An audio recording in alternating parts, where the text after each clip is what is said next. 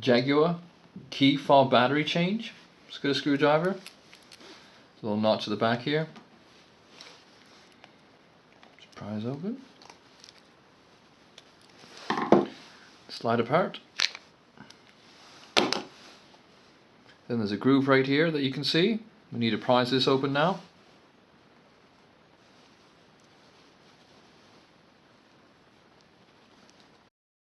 So once you got it started, use your fingernails.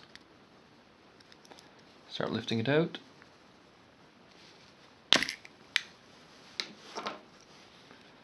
Next, you can see there's a little screw there. You're going to need a small screwdriver for this.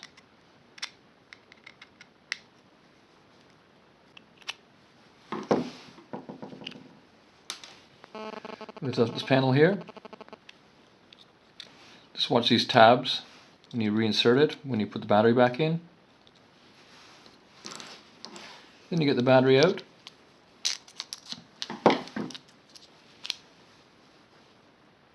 You can see it's a CR2032.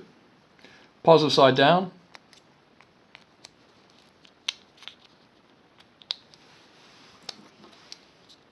Battery case back on.